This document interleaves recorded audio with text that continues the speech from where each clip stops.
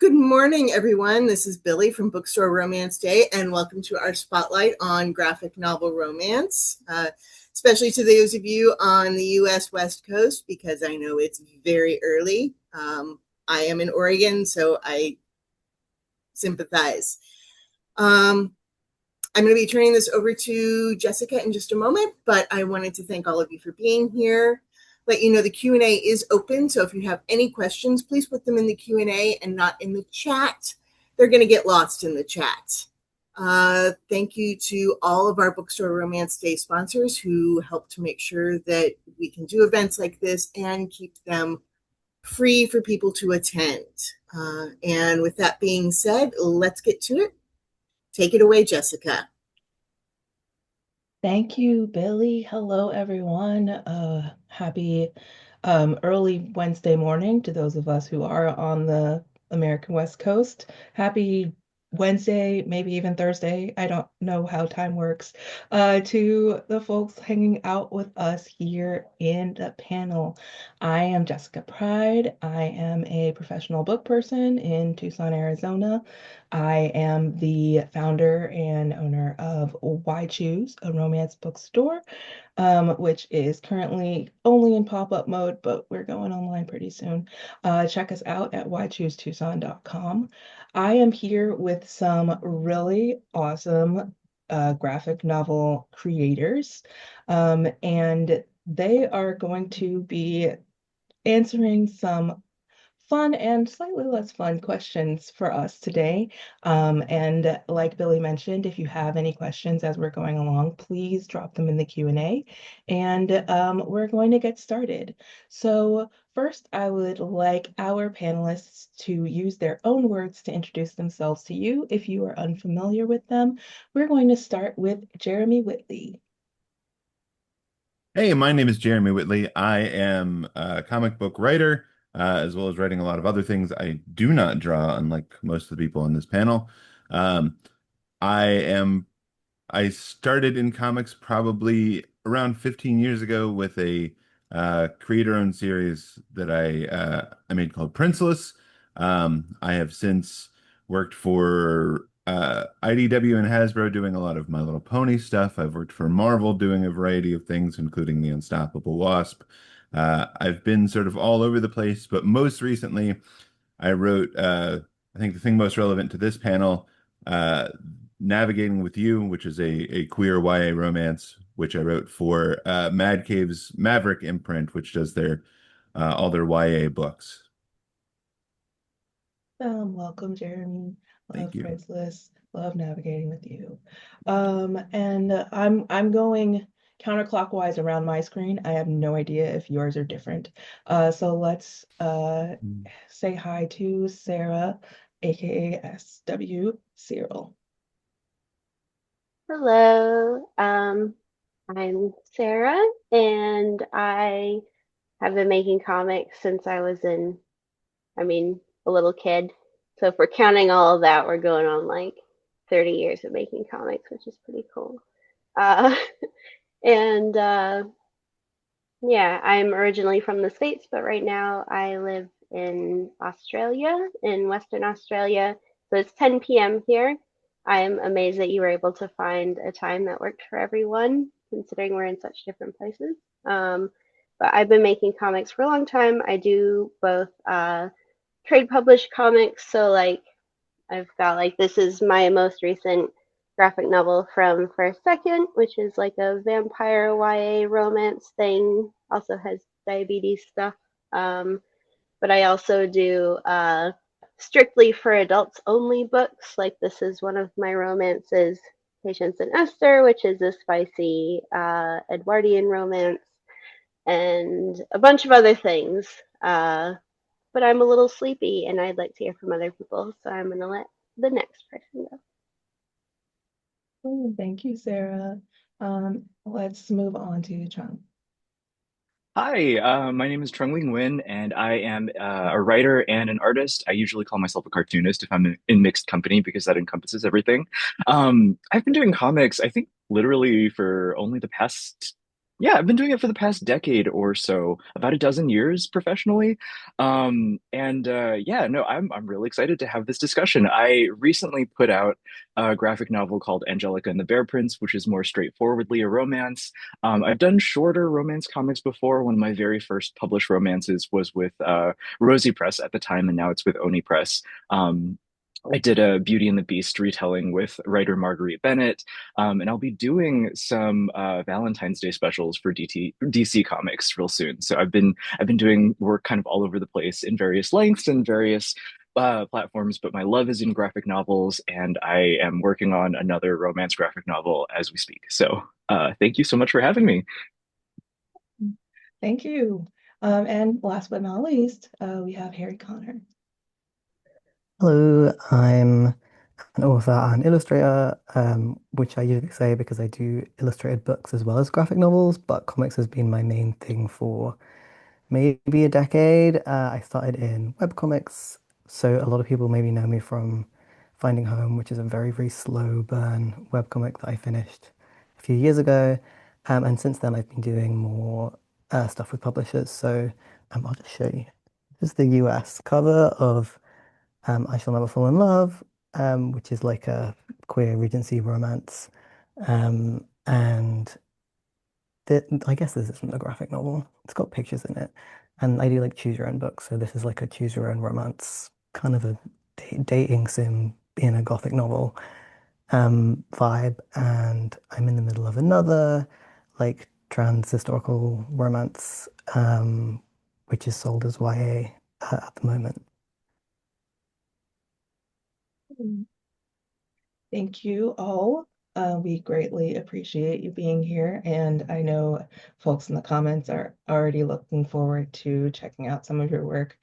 Somebody did mention thanks for the Pride and Prejudice read through that Trung did a little while ago. If you haven't, check that out on Blue Sky. It is delightful. Whether you've read Pride and Prejudice or not, if you haven't read Pride and Prejudice, it'll just lead you to want to. But that's not neither here nor there. Let's go ahead and get into our questions. You all sort of mentioned like how long, well, you mentioned how long you've been doing your own comics, but I am curious what everyone's comics origin story is. What was that thing that really like sparked and made you think, "Oh, these are cool," or "I want to write these." Like what how did you get to where we are today? And anybody can start.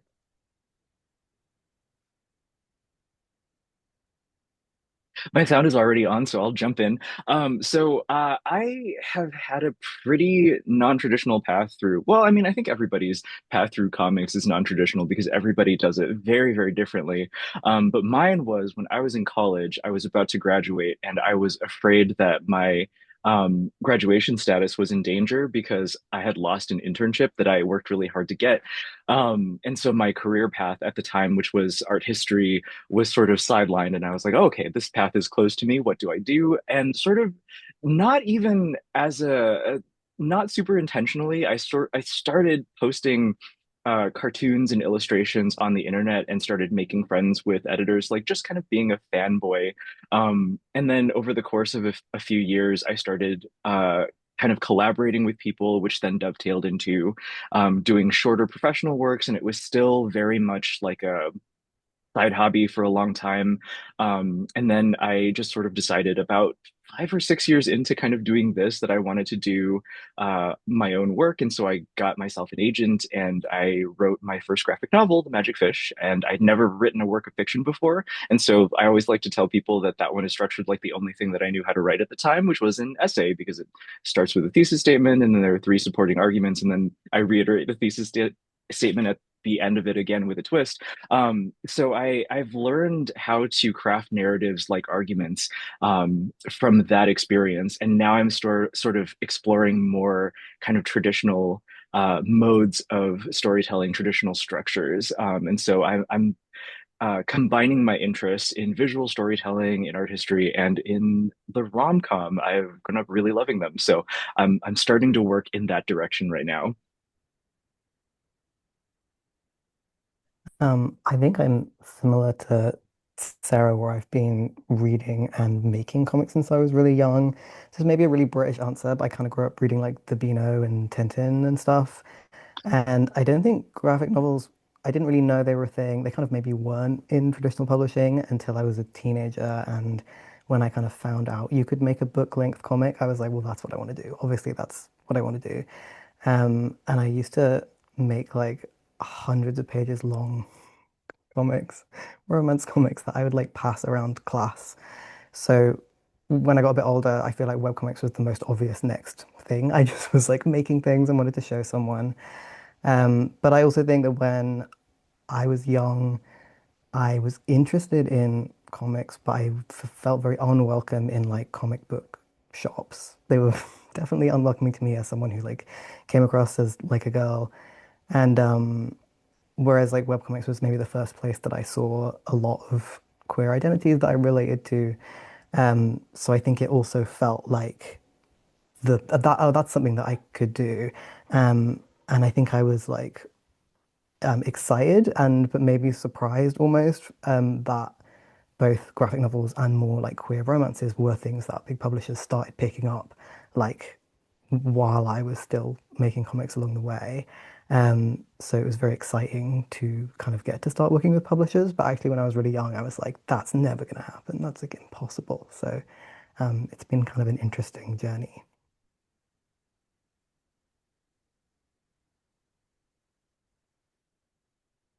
Go for it, Sarah. We both unmuted at the same time.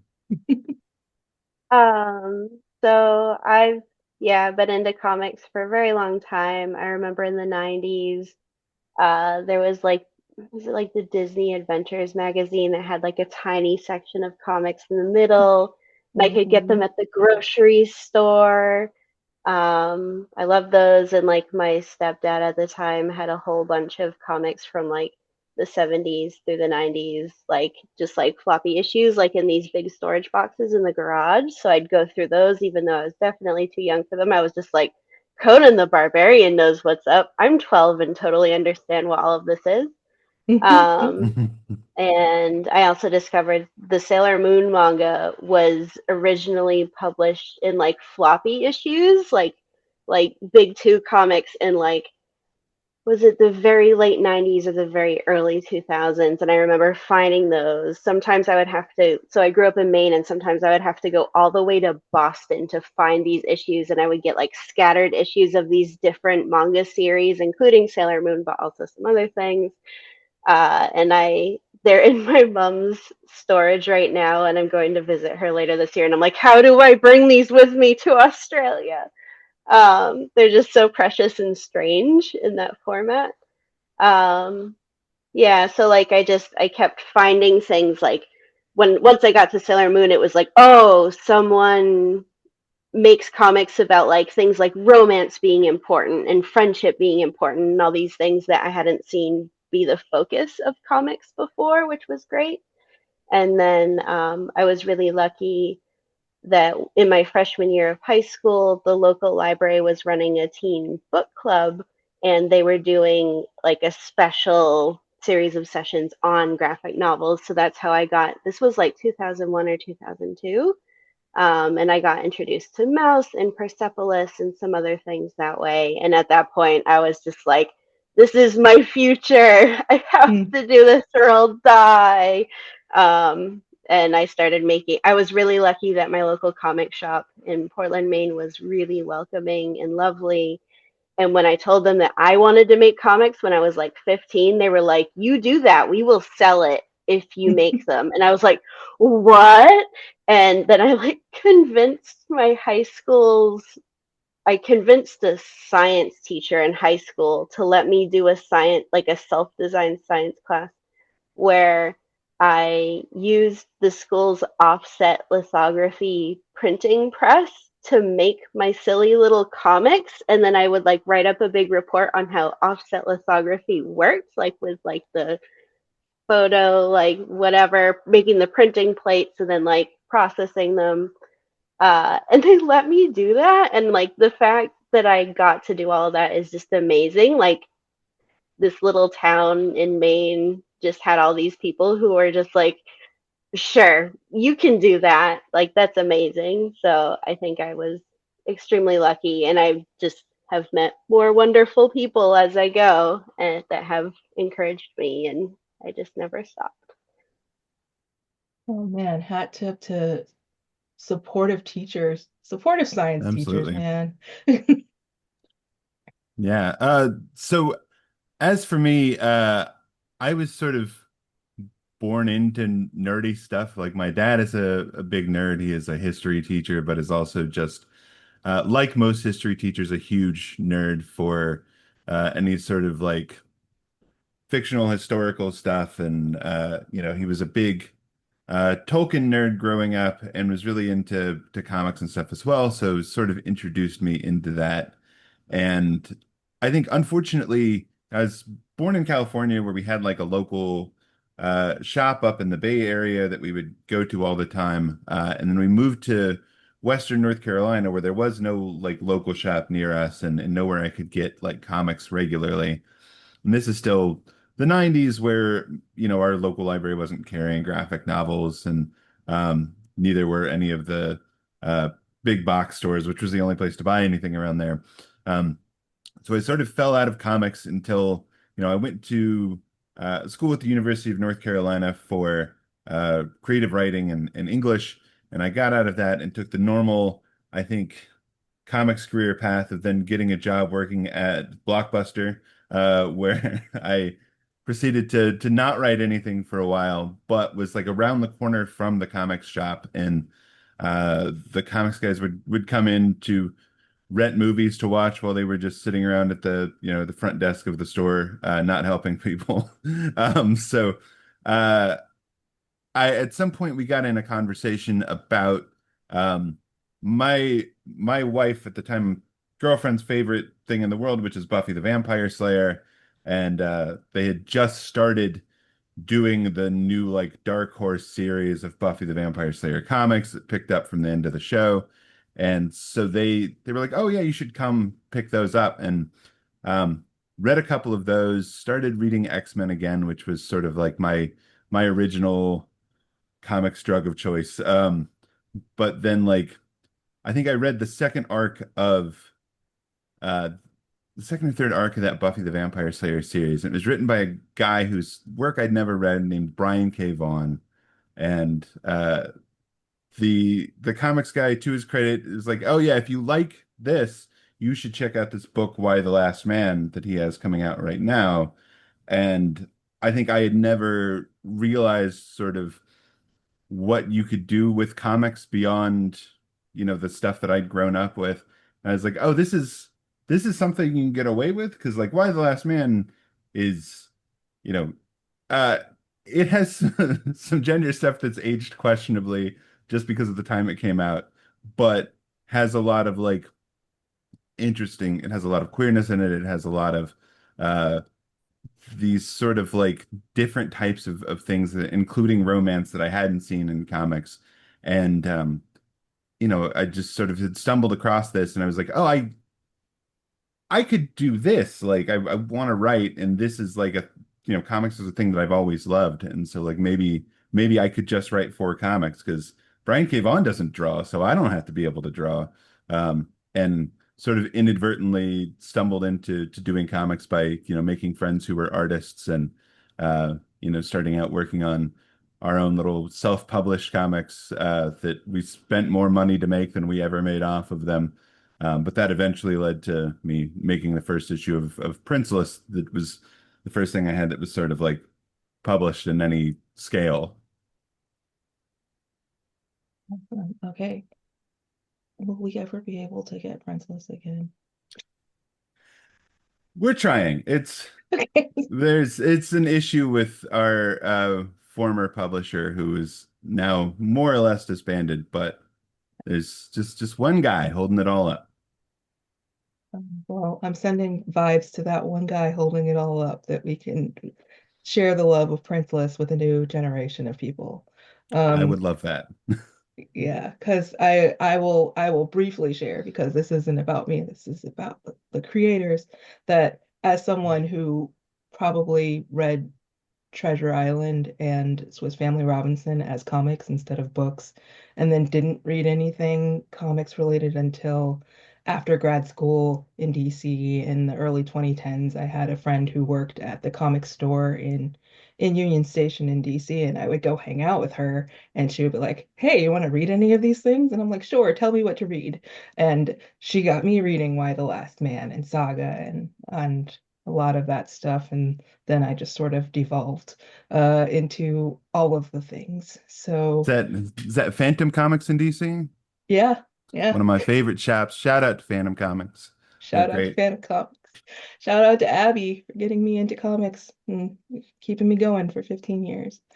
Um, so now that we've gotten your origin story, I want to talk a little bit more about um romance, graphic novel and romance, and how they work so well together. Um, I'm curious, what you think makes the comics medium such a great vehicle to tell romantic stories. And once again, anybody can start.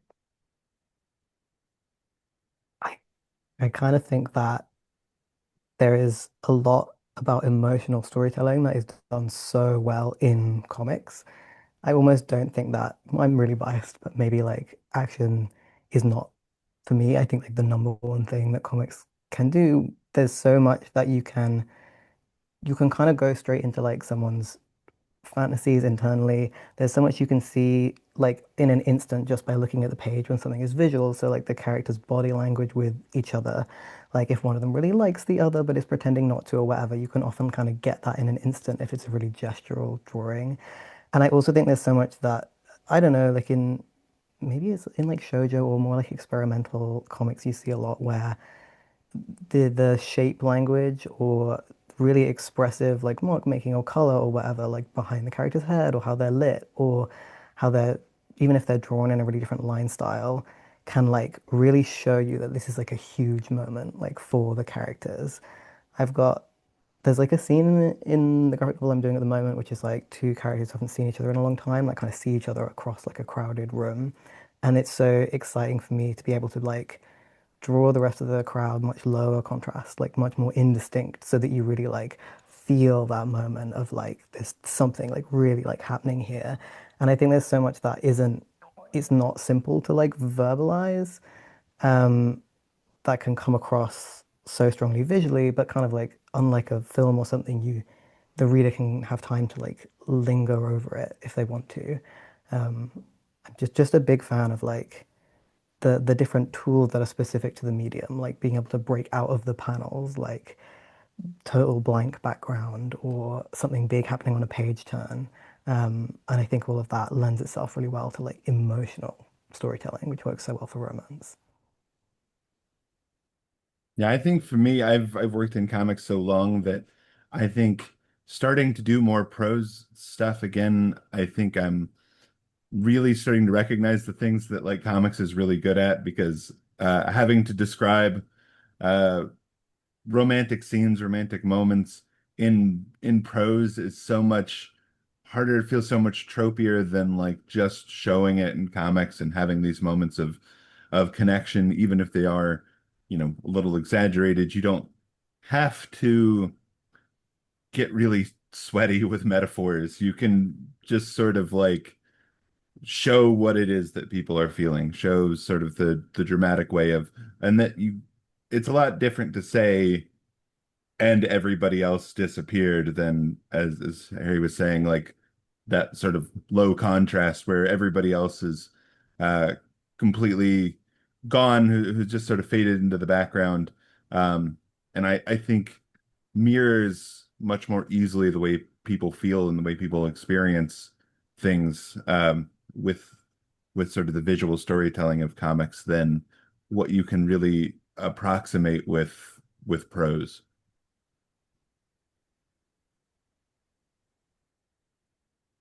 Something that I've been thinking about a lot is like, um, there's this bit that I read that Alison Bechdel wrote. I think it might have been in the foreword that she wrote for Dylan Edwards Transpose's graphic novel.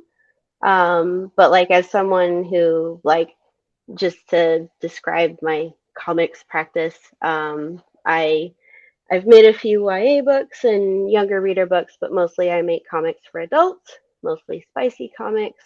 Um, and I really think that comics do this really wonderful thing with like depicting like embodiment and just kind of the bodily experience of intimacy in a way that like straightforward words or even like film with like live action don't quite capture, because you're able to like simplify and exaggerate and focus people's attention where you want it to go while still like depicting things in a way that's like immersive. And there's this bit that Alison Bechdel wrote once. Sorry for paraphrasing clumsily at 10:30 p.m. But it was something about how comics enable this. It kind of enables a freedom from language. So for like queer and trans bodies, which are a lot of the bodies that I draw in my work, by putting them in comics rather than describing them with prose or otherwise, you are able to kind of remove the verbal labels from these bodies and these people as they experience romance and they experience intimacy and connection. And I find that very affirming as a writer and a reader. And it just allows me to kind of experience stories, I think, sometimes even at a deeper level where like pronouns don't even need to come up in these huge scenes because you can do them without many words, and you can just like have these characters be in the moment and show what they're experiencing rather than describing it. I hope that makes sense. Sorry if that was a tangent. Well, that was great. I love this freedom from language concept. I have to like think about that in, in more detail later. But Trung, what about you? Um, I think as someone who got into comics relatively late, I don't think that I draw a lot of very strong distinctions between comics and any other kind of storytelling narrative. I've sort of started to think of everything as text, right?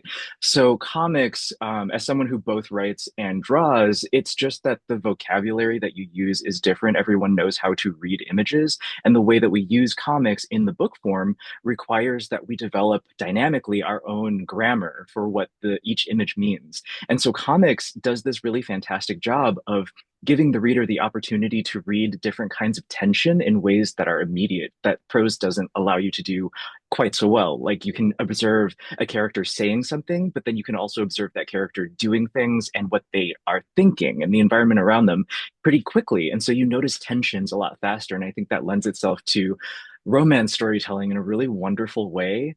One of the other reasons why I don't really like, I kind of think of everything as a text and not really strongly delineating between a lot of different media. And to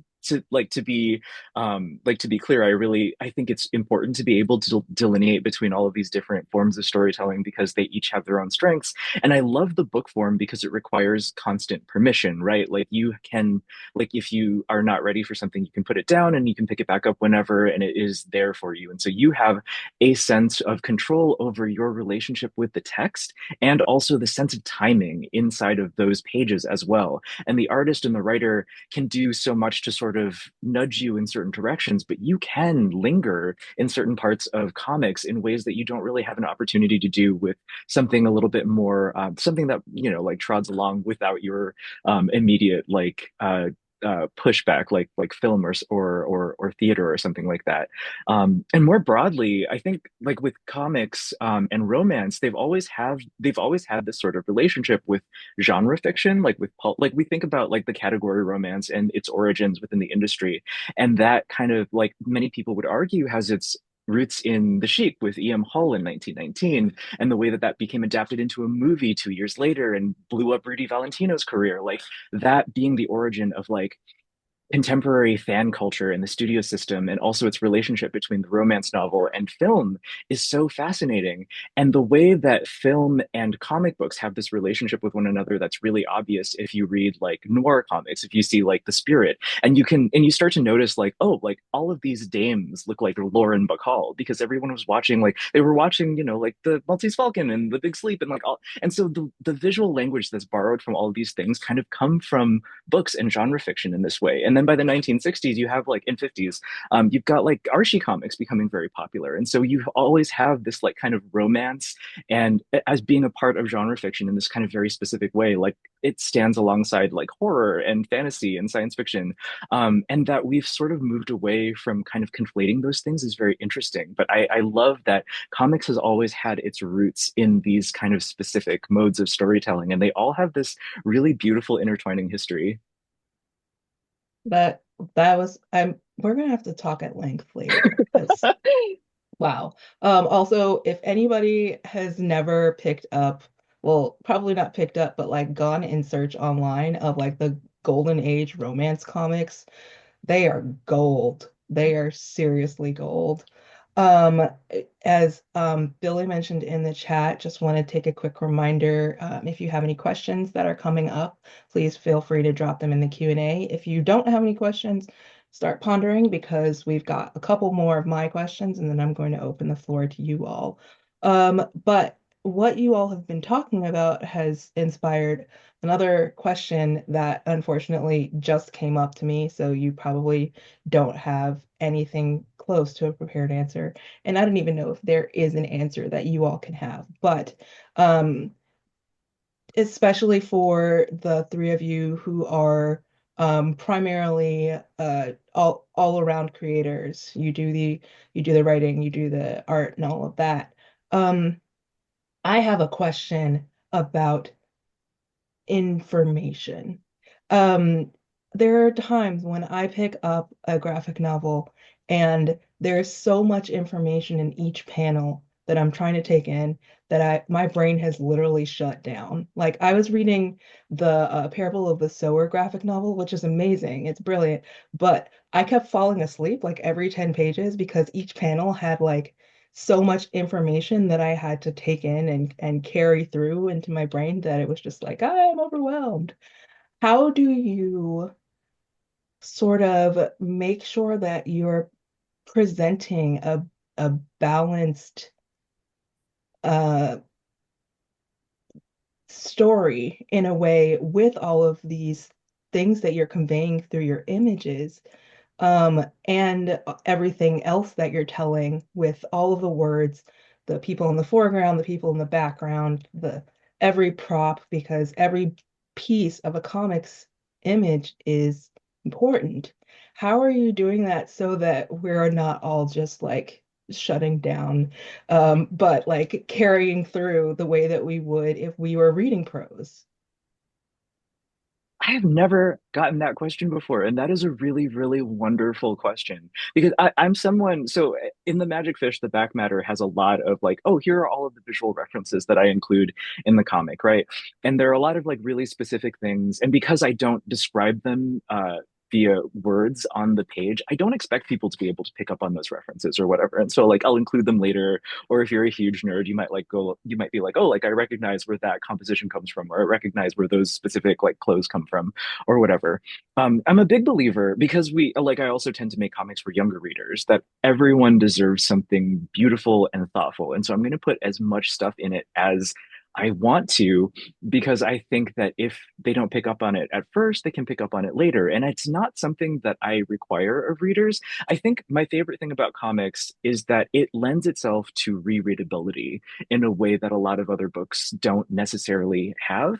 And that rereadability is really important for readers because, first of all, I want to challenge readers, especially adult readers. This happens a lot when you're grown up, is that they kind of think there's a wrong way to read a text text if they don't like get all of the information, that they've read it incorrectly and that they're not attentive. And I think, especially with comics, you can read them a little bit more casually because you can go over them again, and it allows you to kind of gauge your relationship to the text over time much more quickly. Like, I love rereading comics and books in general that I read many years ago because I feel differently about those characters and the stories than I did like at a different point in my life. And I think with comics, you know, like if you're reading something and you're like very tired, like feel free to gloss over things. Feel free to like just pile drive your way through and just take a look at the images and kind of be like, oh, okay, this is gesturally my impression of the story. And then you can give it a closer read when you have more capacity for it. And it changes your relationship to it. And you can compare, like, oh, I thought that this was happening, but this is actually happening. And it changes my relationship to this panel and this page turn. And so you develop a dynamic relationship with the text if you can, you know, let yourself relax and just like read things at your own pace, at your own level of attention, and allow yourself to go back and change your mind. I think that's something that comics can do much more quickly than prose. I think Yeah, in answer to like, oh, sorry. that's all right. Go for it. In answer to Jessica, I sort of feel like there's a certain amount about like the hierarchy of images on the page. So like the thing that is biggest, you're going to spend more time lingering over. And I like to check over my layouts without the text to sort of see if it still reads emotionally page to page. But I think that was just very interesting what like Trung said is that like I definitely think about I have a lot of references in the books I'm doing at the moment because they are based on real queer history and like Jane Austen books. And obviously, some people are really big nerds for that stuff, me included. I also love that thread. But some people, I kind of want people to be able to pick it up who don't know like anything, who haven't thought really deeply about this stuff. So, um, yeah, I think I love that idea of being able to read more casually. And I got a romance author I really like recently posted a blog about reading this book with like a 4-year-old because like the faces and emotions were like obviously in some way like colorful or like appealing to him. And like obviously that's very extreme, but I think that like the idea that there is something really immediately visual for any reader, and then there's like a certain level you can read into the text, and then also there are references you can pick up, but they're not like super essential. Um, Being able to read something more or less casually is something that I love, and yeah, I think that comics do lend themselves to that because there's so much immediacy just by looking at them visually. Sorry, Sarah. Oh, that's all good. I also, yeah, what Trung said really got my brain working. Thanks for that. Mhm. But like, this is way past my bedtime, so I appreciate it. But like something that I felt like made me a bad comics reader for a while, which was untrue. I'm about to say this. If you do this too, it is not true that you were a bad comics reader. I don't think there's really such thing. But I learned how to read comics like most of the time when I sit down with something, I'm reading it with like my enjoyment brain switched on and like my critical brain. Sometimes it'll switch on like automatically if something kind of sucks me in and I've got the attention span for it.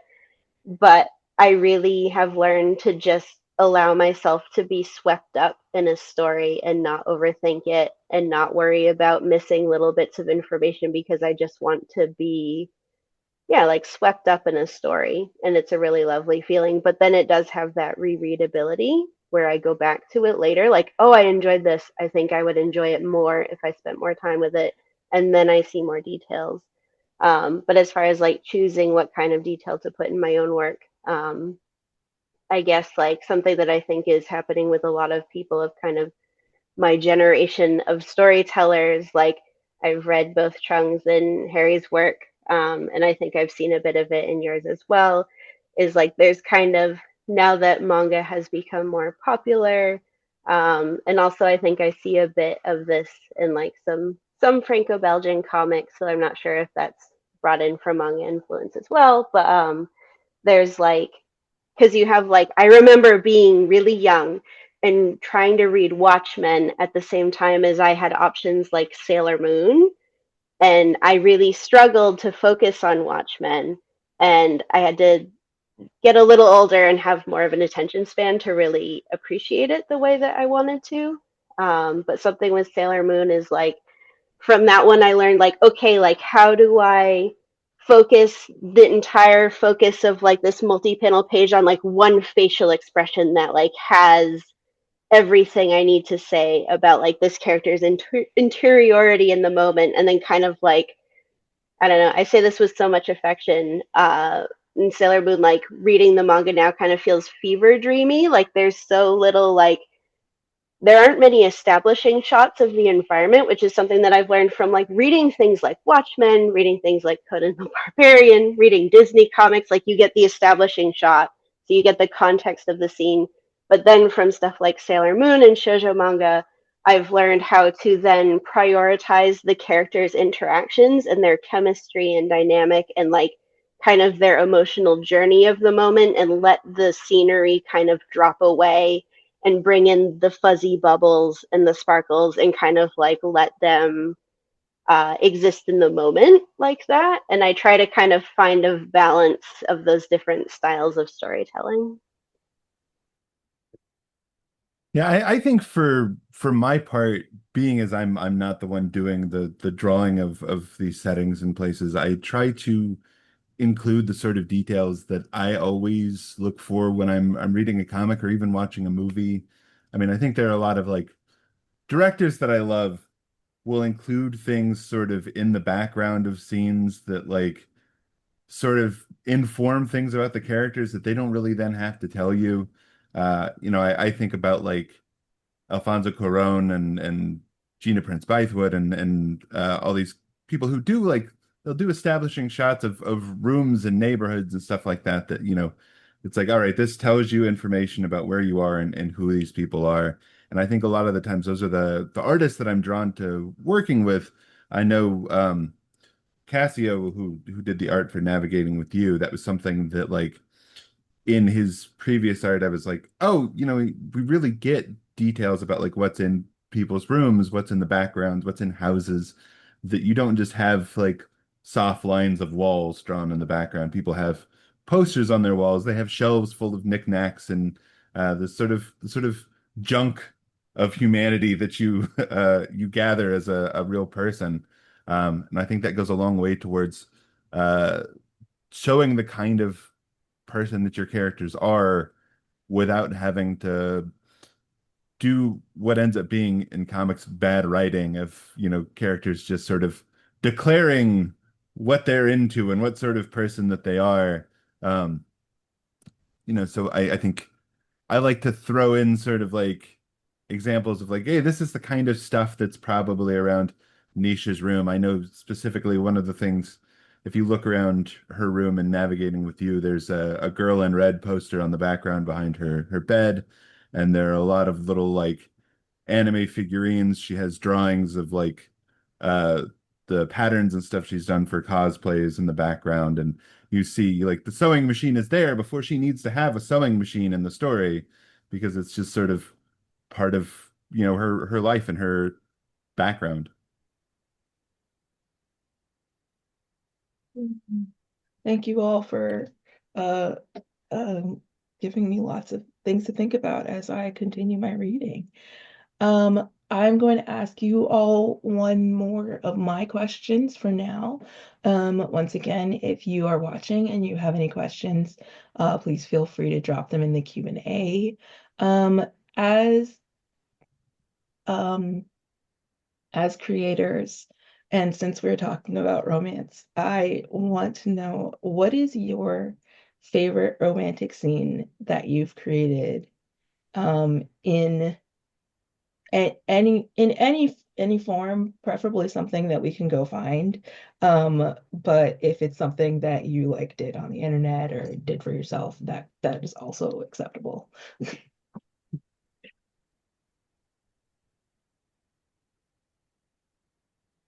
The answer for me, I feel like is easy, although it is a little difficult to find now. Um, which is the first comic that I ever did for Marvel was actually a romance comic. And it's a short with Danny Rand and Misty Knight. And it has let's see if the camera will not blur this out. Has this scene where Danny is doing Misty's hair at the end of the story, uh, which is very much taken from real life, but is just sort of like uh, I think comics at that point, especially superhero comics, were at a point that like we were everybody was getting unmarried, and there people were saying that there were no like interesting stories you can tell with married characters. And I was like, I just want to do this scene of like two superheroes that in this story are married and having this sort of like romantic moment that you can tell so much about them from their body language and how they are with each other. So it's this rare occasion where like you see Misty Knight without her cybernetic arm, and she's her her husband is doing her hair, and they're just sort of like cuddling and watching kung fu movies on TV. Um, and like that I think still is one that I'm like I relate to it very personally because it is, I think closer to my real life than a lot of the like real life romance stuff that I've written. But was something that I think hit for a lot of people that hadn't seen scenes like that in comics or any sort of romance stuff really.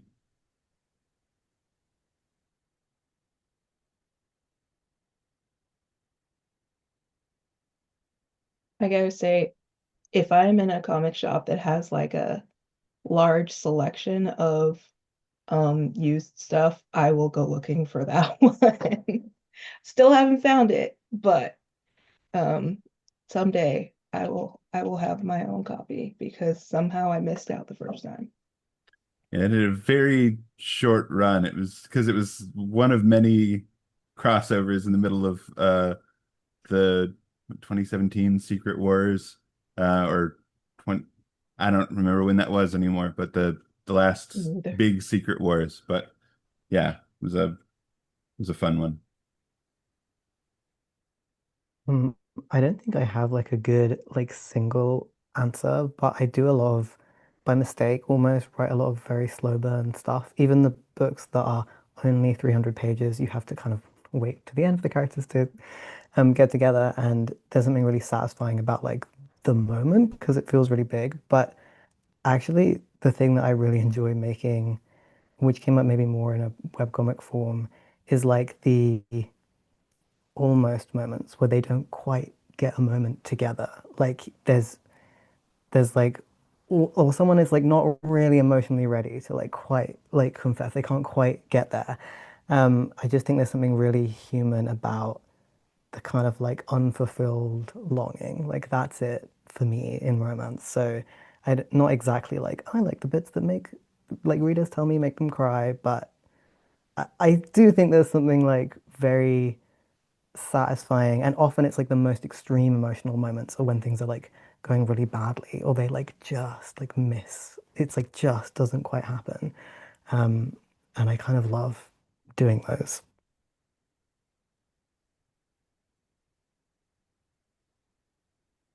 I'm having a very hard time choosing one. I even like flipped through my books a little bit and I was like, well, there are a bunch of things that I like, but I think like, I don't know, I work very hard to write and draw my books in a way that like the whole story feels balanced. Like I'm very careful in like the little crumbs of like delicious tension and the almost moments and all that that build up to something, and Hmm. having them individually separated from each other takes a lot of the fun out of it. I don't know, I'm thinking way too hard about this, sorry about that.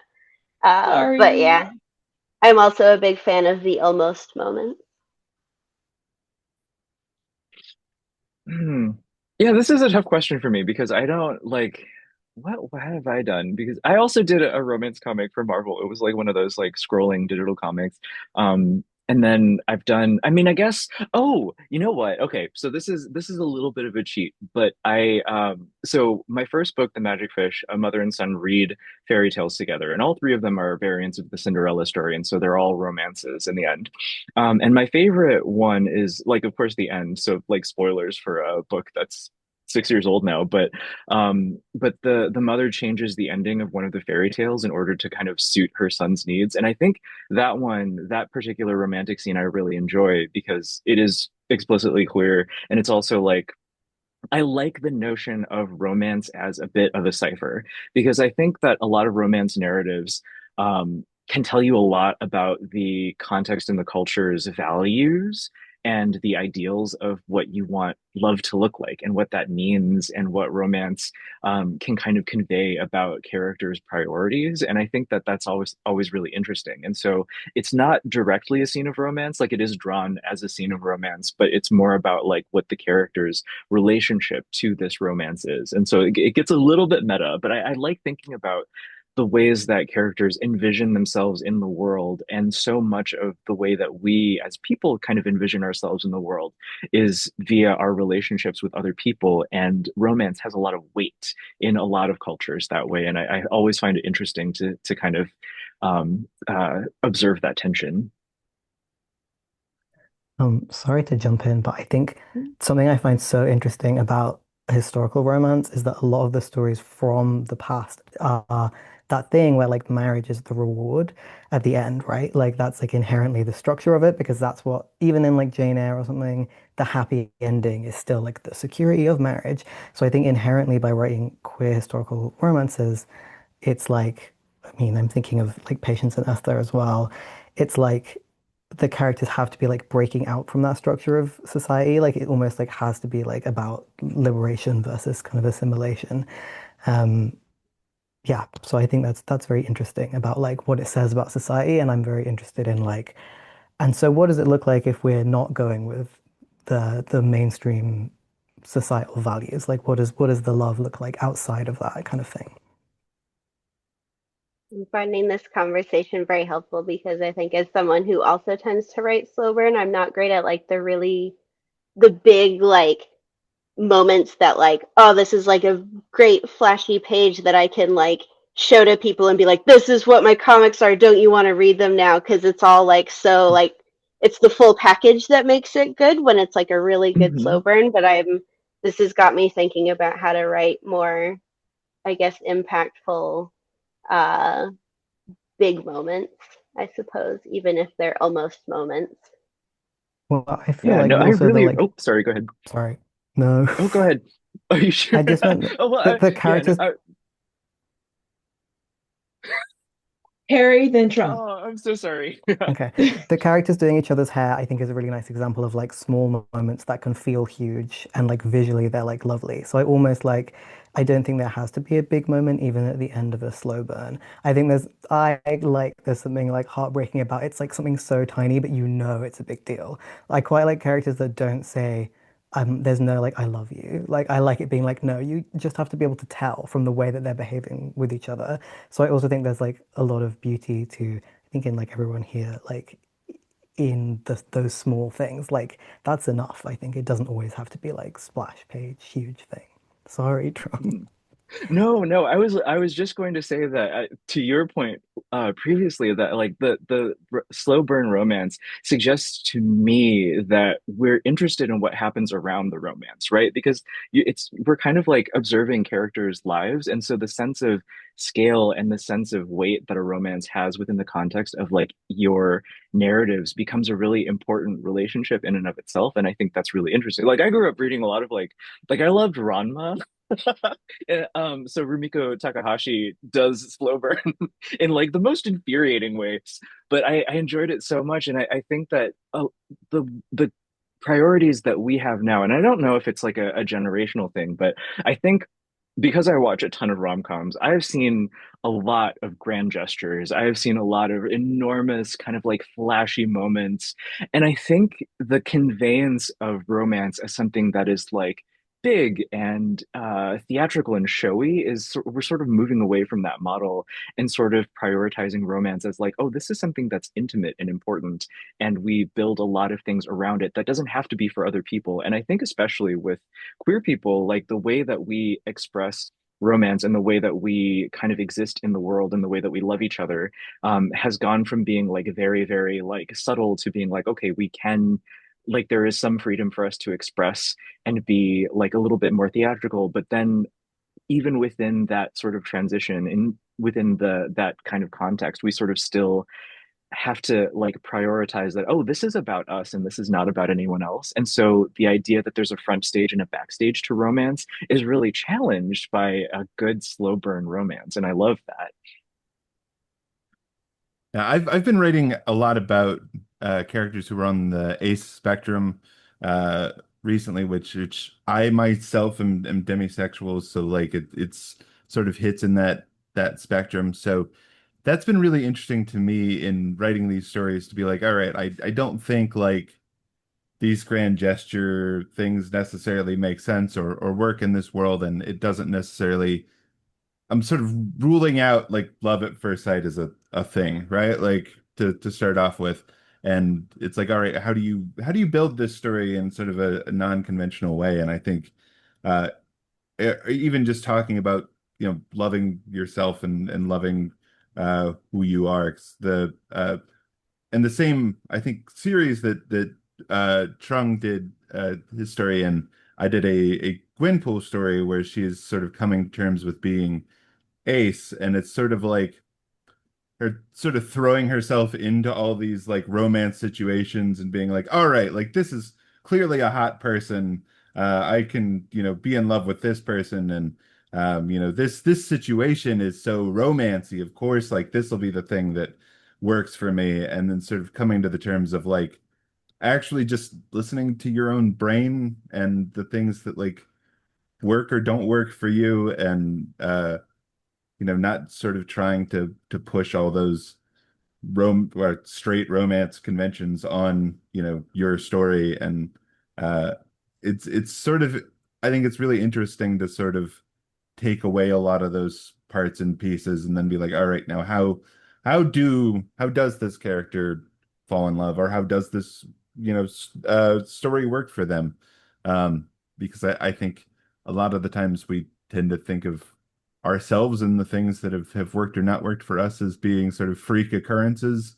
And the more specific your stories are when you write romance or when you write these sort of stories, the more people end up relating to them. The less broad you try to be, the more specific you are, the more it feels authentic to people, and the more that people end up relating to it. Because I think, nobody's looking for the most flat quintessential romance story. Those have already been written. The more like weird and specific your story is, the more people are going to like connect with it. That's a great sentence. I'm going to have to write that one down. Um, all right, so we are approaching the hour. We do have a couple of questions in the Q&A. One of them I'm going to give a quick answer for. And we have an anonymous who asked for recommendations for ways to find spicy comics because they love a super spicy comic, but really struggle to find comics that match what they're looking for. They've tried like romance.io for general romance, but they're tr having trouble finding new comics to read. If you have answers to that, feel free to tag on. I'm going to recommend wandering around Kickstarter. Um, there are some comics publishers that publish almost directly through Kickstarter or BackerKit or other of those crowdsourcing places. Um, Iron Comic, Sarah, what's the name of that? Iron Circus. Iron Circus.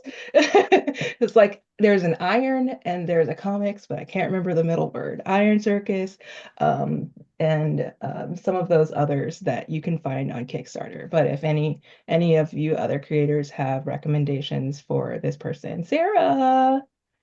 So this was published by Iron Circus Comics, but it actually originally ran as a serialized web comic behind a spicy paywall at there's this website called Filthy Figments that I've been making comics for like over a decade now. I have over 900 pages in their archive of comics. And there's something like 15,000 pages in their archive, but they have like a big tag system, so you can look for like types of pairings, or if you like more than just two people, they have like different tags for those, and like different identities, different like kinks and all that stuff. So you can kind of dig through their archive and find some good stuff. And they've got like, sorry, this is my shameless plug moment, but they have a really great membership drive going on right now. And I love working for them. And there's just a really great diversity of kinds of stories on there right now, and they're all spicy.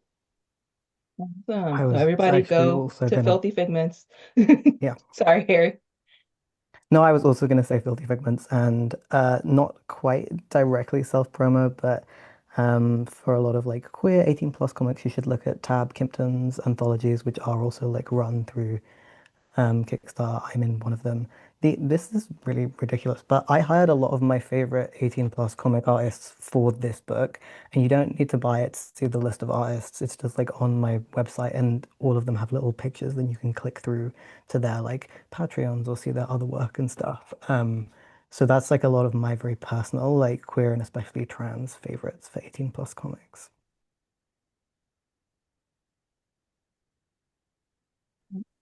We have one more that I think we can do in a few minutes, so we don't keep everybody too long.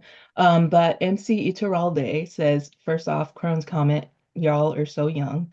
Um, thank you, because I do not feel that way. And their question is, what comic characters, even if they'd objectively be problematic IRL, do you have a crush on?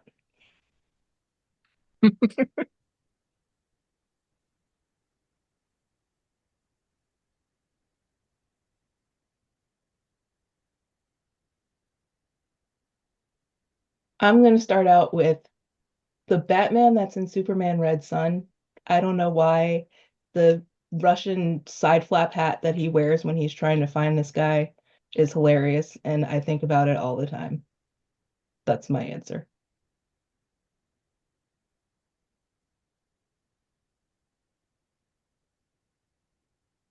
I'm giving you the Um, length of a Jeopardy question. I think for me, I don't think this is something that I've ever discussed before. But I think my big like kind of weird comics crush is J. Jonah Jameson because I love a man with an obsession and a job. Yeah, that man just I feel like he just needs a place to put all of that energy, and if that could be in a romance, that would be really wonderful. Oh boy. Um, I feel like the easy answer is Storm because I've always had a crush on Storm. Uh, because how could you not have a crush on Storm?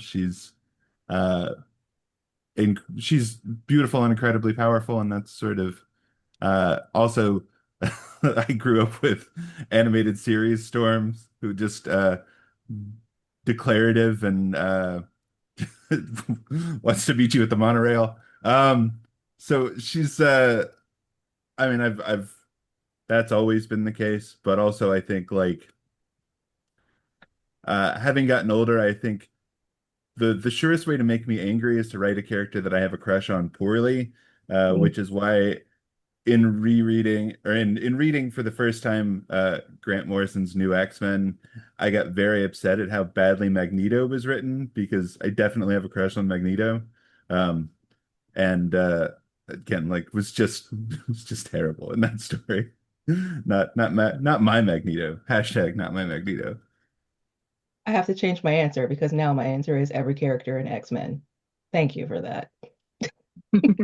Happens.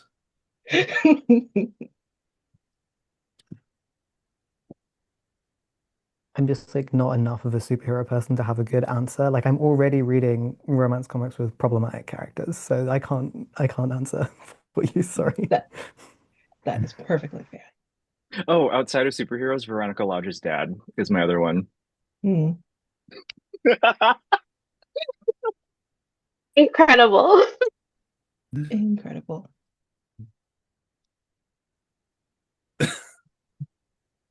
All right. Well, I think we can we can go ahead and close out. I want to thank everyone for coming out. I want to thank all four of our panelists. Sarah. Is it okay if I just say something? Because I'm very sleepy. I'm afraid I wasn't very clear with something. But when I was talking about like the balance of information in like comics panels and stuff, and I was like, I've read some of like Trunks and Harry stuff, and it's good at this. And then I went on a tangent. I wanted to make sure that I said that I think you're quite good at balancing like context of a scene with like emotional character stuff and like proper focus on the characters so it isn't too overwhelming an amount of information in a panel, if that makes sense.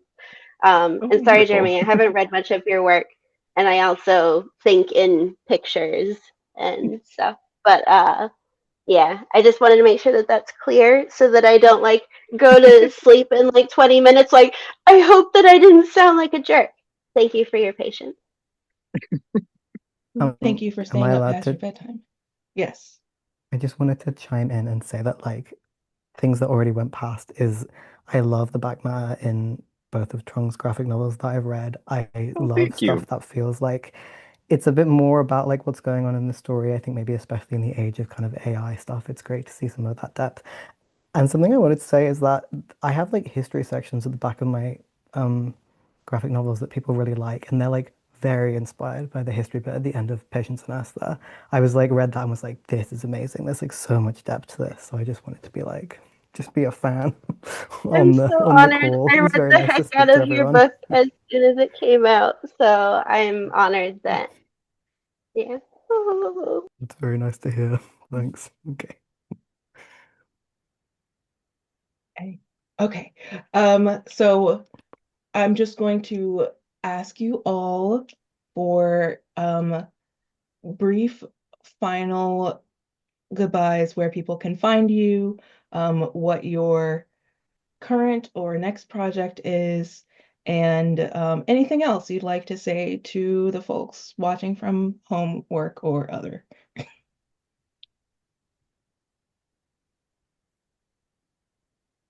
Should I go first? Sure. Okay. Uh, so again, I'm Jeremy Whitley. You can find me at Jeremy Whitley on Blue Sky or JRome58 on Instagram. I my next book is actually the sequel to Navigating with You, which is conveniently called Navigating with You Volume 2. Uh, I also have the upcoming sequel to my middle grade series, The Dog Knight, which is not romance, but it is about a non-binary middle schooler and magical dogs. So feel free to check that out as well. Um, I you can order Navigating with You Volume 2 right now. It comes out in November. So go check that out at your, with your local bookstore or on Bookshop. Um, and yeah, I'm always happy to talk to anybody who has more questions after this. So come find me those other places. Oh, and I have a podcast called Progressively Horrified that is about watching horror movies every week and then talking about them through a progressive lens.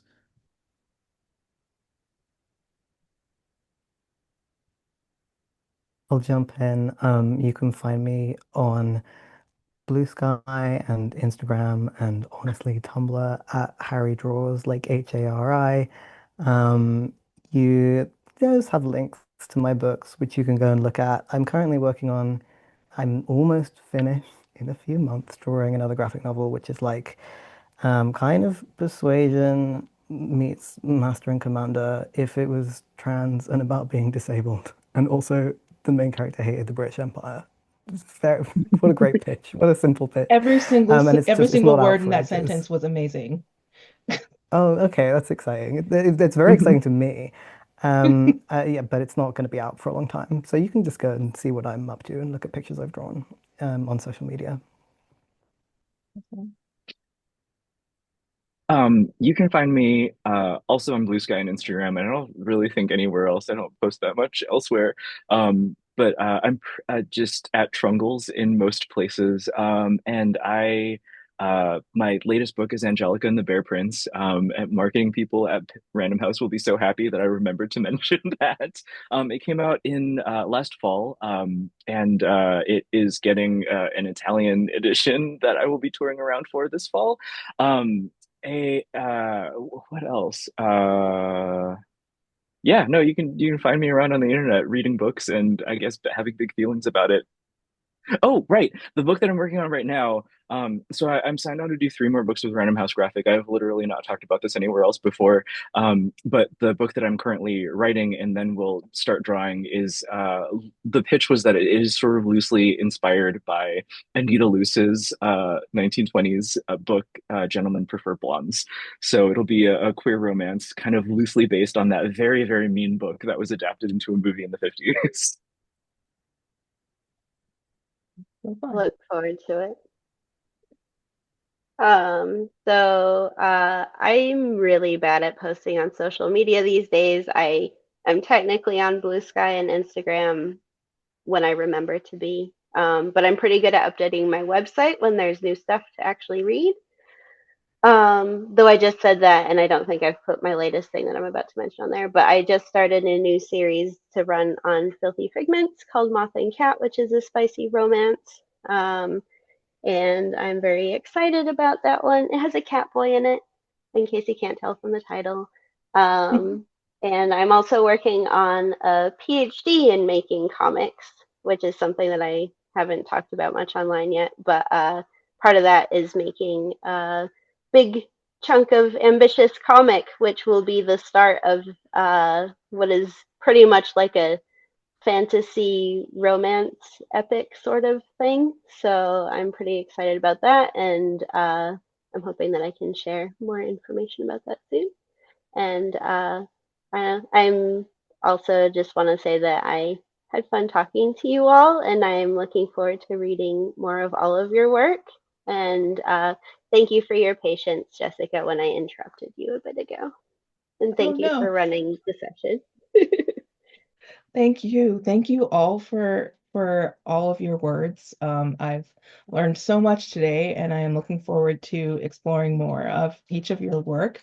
Those of you who are still watching, please support all of these creators, follow them, find them on their websites, get their newsletters if they send them.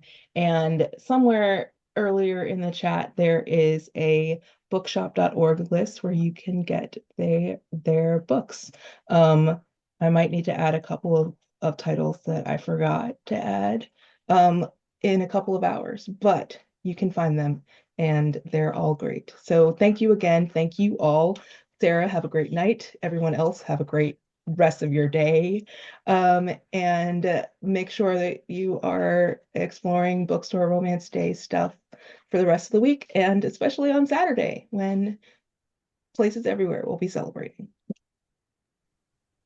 Thank you all so much for coming. Thank you to Jessica and all of our creators for being part of this panel today. And yes, check out the Bookstore Romance Day website at bookstoreromanceday.org for a link to all of the other upcoming sessions we have going on this weekend. This has been recorded. You will all receive a link to watch the recording, and it will also go up on the Bookstore Romance Day YouTube channel sometime later this weekend. Thank you all again, and have a great remainder of your Wednesday. Everybody.